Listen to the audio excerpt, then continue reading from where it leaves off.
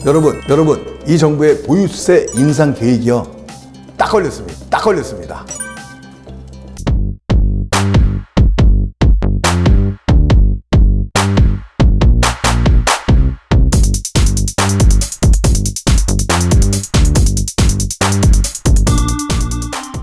자, 현 정부는 후보 때부터 이재명 대통령은 세금으로서 부동산 규제를 하지 않겠다라고 천명을 했었습니다. 근데 과연 세금으로 규제를 하지 않을까요? 자, 이번에는 딱 걸렸습니다. 그래서 세금으로 규제가 들어올 확률이 굉장히 높아졌습니다. 오늘 그 내용에 대해서 살펴보고 또 그 내용에 대한 우리가 다음 스텝은 어떻게 할 것인가에 대해서 한번 얘기 나눠보도록 하겠습니다. 먼저 세미나 공지하겠습니다. 다음 주 수요일 날 저희 강남 사무실에서 세미나를 진행합니다. 여러분들 내용에 대한 궁금하신 점이나 개인적으로 상담이 필요하신 분들 오시게 되면 제가 개별적으로 상담해 드리는 시간을 갖도록 하고 좋은 내용으로 세미나 진행하도록 하겠습니다. 자, 공시가격 현실화에 대한 재검토 추진 내용인데요. 자, 보시게 되면 부동산 공시가격 현실화 계획 수정 방향에 대한 검토 연구를 이 나라장터죠. 이 조달청입니다. 조달청의 공식 자료를 확인을 했습니다. 그래서 이 내용인데요. 국토교통부에서 용역을 한 것이고요. 내 예산은 2억 5,200만 원의 예산을 갖고 공개 일시는 2025년 8월 12일 날 얼마 안 됐습니다. 그래서 굉장히 좀 따끈따끈한 자료인데 결과적으로 무슨 얘기냐, 공시가격의 현실화 계획, 공시가격을 변동시키고 상승하려고 하는 연구 용역을 지금 진행한다, 이렇게 지금 보시면 될 것 같습니다. 이런 내용은 뭐냐, 안 할 건데 이렇게 하지는 않거든요. 결과적으로 진행한다, 이렇게 보시면 될 것 같습니다. 공시가격을 올리게 된다. 현실화라는 거는 현 시세에 맞춰서 올린다는 얘기인데, 이런 걸 추진하는 거면, 자, 공시가격은 왜 중요하냐면 재산세, 종부세, 보유세죠. 보유세에 대한 부과 기준이 됩니다. 그래서 고가주택, 비싼 가격의 주택을 갖고 있는 분들이 세금 부담이 굉장히 늘어나게 되는 거죠. 또한 뭐 건강보험료라든가 이런 거에 대한 기준이 되기도 합니다. 자, 현재는요, 시세 대비 약 한 69% 선에 지금 와 있습니다. 한 70% 선에 와 있는 게 지금 공시가격입니다. 그래서 약 10억짜리 아파트를 보유하고 계신다, 시세. 그렇다면 공시가격은 한 7억 정도, 이 정도 선이라고 좀 보면 되는데요. 과거 문재인 정부 때 지금 90%까지 추진을 했었습니다. 이유는 뭐냐? 공시가 현실화 로드맵이라는 걸 발표를 했었죠. 그래서 2030년도까지 공시가율을 90%까지 추진하겠다. 한 번에 다 올릴 수는 없겠지만 단계적으로 계속해서 추진을 하고 있었습니다.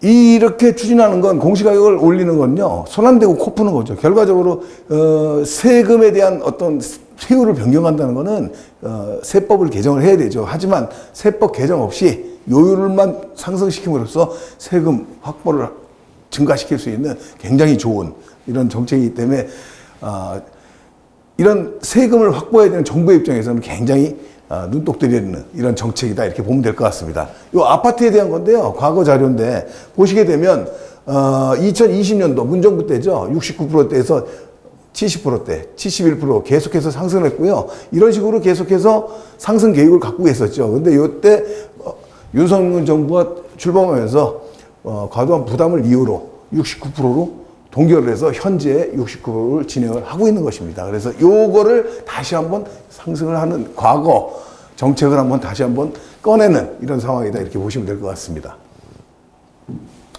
자, 정부의 목표는 딱 두 가지입니다. 첫 번째, 세수 결손에 대한 대안이고요. 두 번째는 서울 부동산의 하향 안정을 원하는 거죠. 세수 결손. 지금 새 정부 들어서 굉장히 유동성을 확대하고 있습니다. 지금, 그리고 3년 연속 지금 세수 적자에 지금 시달리고 있습니다, 우리 정부. 그래서 이 세수 결손에 대한 대안이 필요한데, 이런 것을 획기적으로 지금 할 수 있는 방법은 결과적으로 부자들한테, 아니면 고가의 아파트 소유자들한테 가져와야 된다, 이런 명분이겠죠. 이 명분도 되고 하기 때문에 굉장히 눈독 들이는 정책입니다. 다만 세금으로서 부동산 시장 개입하지 않겠다는 이 정책은 바꿔야 되는, 이런 어떤 얘기를 했던 말을 번복해야 되는 이런 상황이 오겠죠.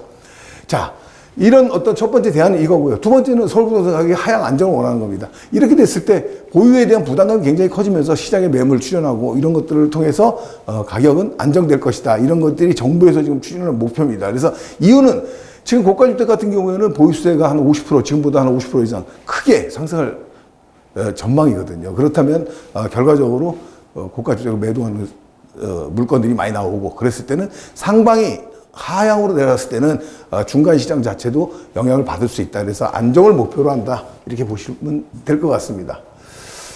하지만 과연 시장의 반응은 그렇게 나올까요? 공시가 상승은 결국 보유세를 상승하는 겁니다. 이건 뭐 기본적인 얘기죠.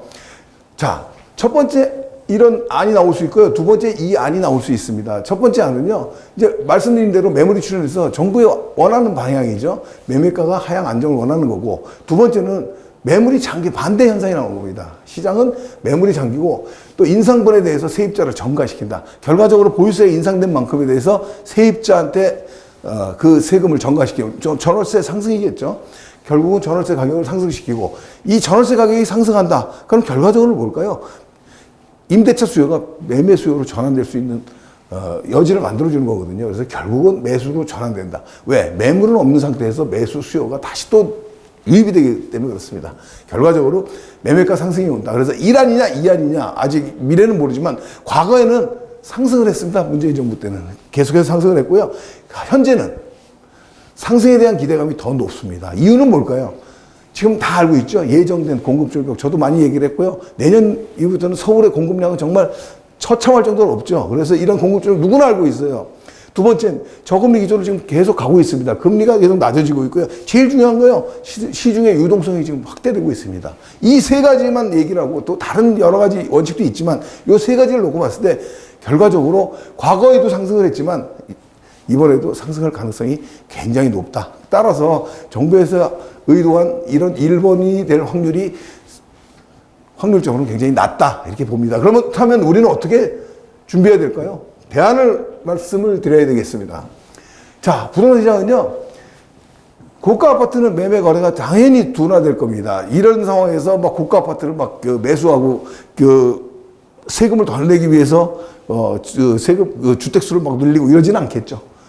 그래서 고가 아파트에 대한 매매 거래는 둔화될 건 당연합니다. 하지만 현재 지금 똘똘한 한 채 중심의 거래로 가격이 상승한 시장 분위기를 봤을 때는 앞으로는 보합이 될 확률이 많습니다. 왜냐하면 다주택자로 지금 계속 규제가 왔기 때문에 시장에는 임대차 물건으로 가격이 상승하는 건 아니거든요. 투기로 올라간 것은 아니거든요. 결국은 뭐냐면 매물이 나오지는 않고 거래가 줄면서 강보합이 될 확률이 굉장히 높다 이렇게 보여집니다. 한동안이겠죠. 정책이 나오면 어느 정도 시간 동안은 불가피한 보합 양상이 보이겠죠. 하지만 아까 말씀드린 대로 재상승에 대한 시그널이 되게 강세입니다. 말씀드린 대로 유동성이라든가 시장 어떤 흐름, 어떤 공급 부족 이런 것들이 굉장히 큰 강세로 좀 나타나기 때문에 매물로 출현되는 경우가 그렇게 쉽지 않아 보입니다. 우리는 어떻게 해야 될까요? 재개발을 좀 눈여겨볼 필요가 있습니다. 고가 주택을 사서 재테크를 할 수는 없어요. 가격이 앞으로 어느 정도 시간 보합 이후에 상승할 여지가 더 크다라고 생각을 하면 준비를 해야 되겠죠. 많은 돈을 투입하는 게 아니고요. 적은 돈을 투입해서 재산을 늘릴 수 있는 방법은 재개발밖에 없습니다. 재개발에 땅 한 평이라도 갖고 계시면 그게 시간이 좀 지나서 굉장히 큰 부의 상승률은 굉장히 높습니다. 수익률이 높죠. 그래서 조그만 주택, 아주 저렴한 주택을 포함 재개발 지분을 갖고 있다면 보유세에도 큰 어려움이 없고요. 재테크에 적극적으로 임할 수 있는 이런 장점을 갖고 있습니다. 그래서 고가 아파트 투자는 이제는 안 되지만 재개발, 적은 지분의 어떤 소형주택은 분명히 지금 준비를 해놓을 시기다. 이렇게 말씀드릴 수 있습니다. 그래서 중심 지역의 신축 아파트를 준비할 수 있는 방법이 점점점 다가오고 있다. 이런 방법은 이 보유세가 이제 기정사실화되면 그때 굉장히 많이 몰려들 겁니다. 그때가 너무 늦죠. 지금 한 발이라도 빠른 시간에 미리미리 이런 정책에 대한 향후 시장을 예측을 하고 대응해서 움직이는 이런 현명한 우리 구독자님들이 됐으면 좋겠습니다. 이 궁금한 내용은요, 세미나 때 오시게 되면 다시 한번 말씀드리고 또 상담을 원하시면 개인 상담을 통해서 설명을 해드리도록 하겠습니다. 오늘은 여기까지입니다. 감사합니다. 한정훈의 부동산 DJ에서는 여러분들의 고민을 기다립니다. 영상을 보시고 투자에 관심 있으신 분은 지금 바로 연락 주시기 바랍니다.